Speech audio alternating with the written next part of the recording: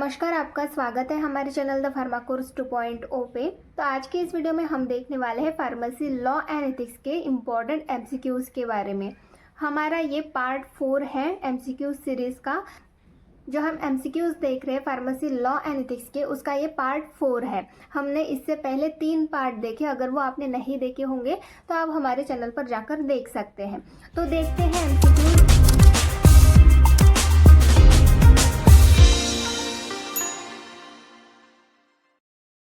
MCQ number 31, मतलब 30 MCQs जो है वो हमने लास्ट 3 वीडियोज़ में कवर किए हैं, तो आप चैनल पर जाकर उन वीडियोज़ को देख सकते हैं। MCQ number 31, name of local body which allow experiments on small animals.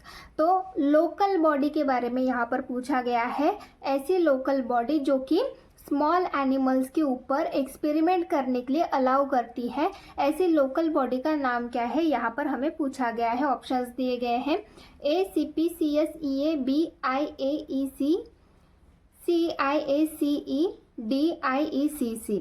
तो जो लोकल बॉडी स्मॉल एनिमल्स के ऊपर एक्सपेरिमेंट करने के लिए अलाउ करती है वो होती है इंस्टीट्यूशनल एनिमल एथिक्स कमेटी। ये लोकल बॉडी है जो कि स्मॉल एनिमल्स के ऊपर एक्सपेरिमेंट्स करने के लिए अलाउ करती है।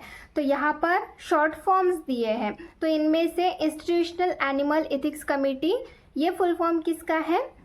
ऑप्शन नंबर बी, IAEC का। IAEC, institutional animal ethics committee. तो ये जो लोकल बॉडी होती है ये स्मॉल एनिमल्स के ऊपर एक्सपेरिमेंट करने के लिए अलाउ करती है। तो यहाँ पर आपका सही आंसर आएगा ऑप्शन नंबर बी।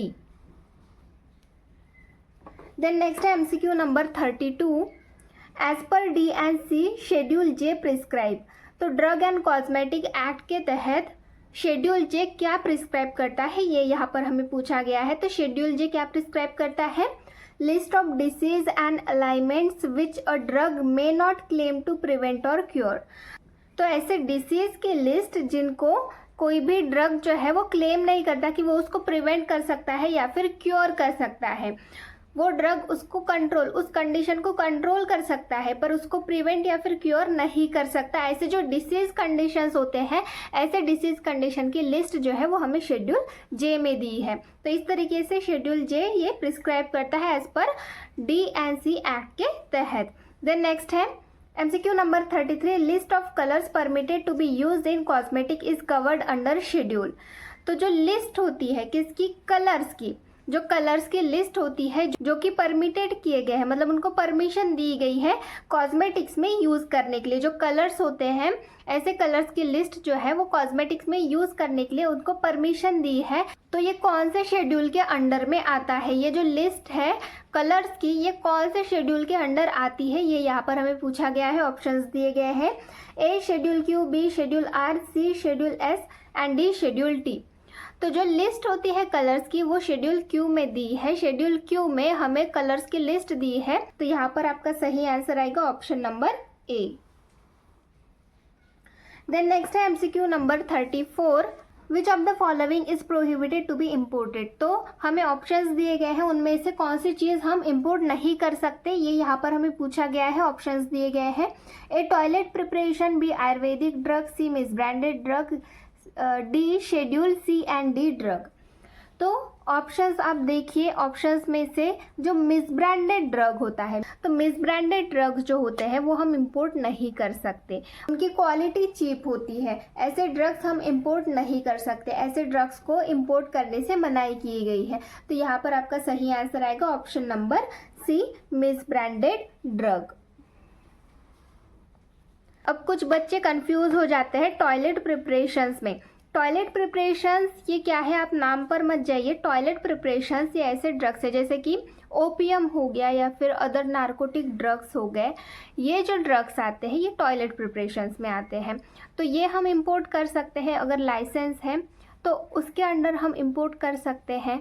तो यहाँ पर आपका जो सही आंसर है वो मिस ब्रांडेड ड्रग है। देन नेक्स्ट है MCQ number 35, define captive animal. Captive animal की यहाँ पर हमें डेफिनेशन पूछी गई है, उसके बारे में देखते हैं। It means any animal which is in confinement whether permanent और टेम्पररी।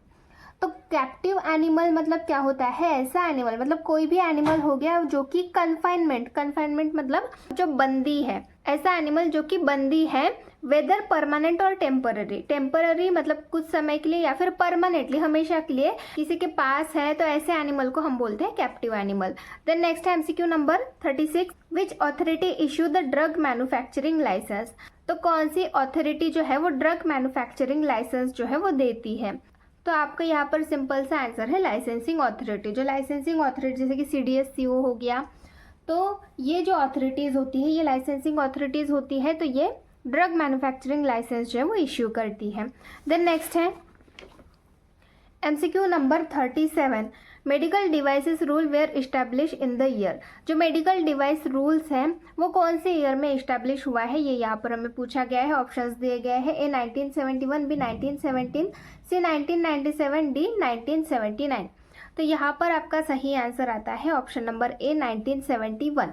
1971 में जो मेडिकल डिवाइस रूल्स हैं वो इस्टेब्लिश किए गए हैं, तो यहाँ पर आपका सही आंसर है option number A। Then next है MCQ number 38, define bioethics. Bioethics की यहाँ पर हमें डेफिनेशन पूछी गई है, तो बायोइथिक्स की डेफिनेशन देखते हैं।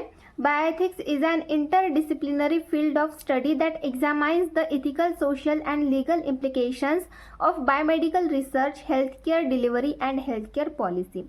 तो बायोइथिक्स ये क्या है, ये एक इंटरडिसिप्लिनरी फील्ड है स्टडी की जो कि एग्जामाइन करती है। क्या एग्जामाइन करती है, ethical, social and legal implications. जो इथिकल या फिर सोशल या फिर लीगल इम्प्लीकेशंस होते हैं किसके, बायोमेडिकल रिसर्च के, हेल्थ केयर डिलीवरी के या फिर हेल्थ केयर पॉलिसी के, जो भी लीगल हो गया या फिर सोशल हो गया या फिर इथिकल इम्प्लीकेशंस होते हैं उनको एग्जामाइन करते हैं। तो ऐसी जो फील्ड होती है इसको हम बोलते हैं बायोइथिक्स। तो इस तरीके से ये बायोइथिक्स की डेफिनेशन हो गई। देन नेक्स्ट है MCQ number 39, full form of BCS is. BCS का फुल फॉर्म यहाँ पर हमें पूछा गया है, तो BCS का फुल फॉर्म क्या है, biopharmaceutics classification system.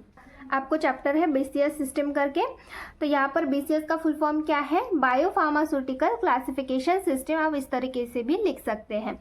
Then next है MCQ number 40, what is the full form of NDA। NDA का फुल फॉर्म यहाँ पर हमें पूछा गया है, ऑप्शंस दिए गए हैं। A not available application, B new drug application, C both A and B, D none. तो जो NDA है उसका फुल फॉर्म होता है न्यू ड्रग एप्लीकेशन, तो यहाँ पर आपका सही आंसर आएगा option number B, new drug application, ये NDA का फुल फॉर्म होता है। तो इस तरीके से ये कुछ MCQs हो गए। ऐसे ही और MCQs के लिए हमारे चैनल से जुड़े रहिए।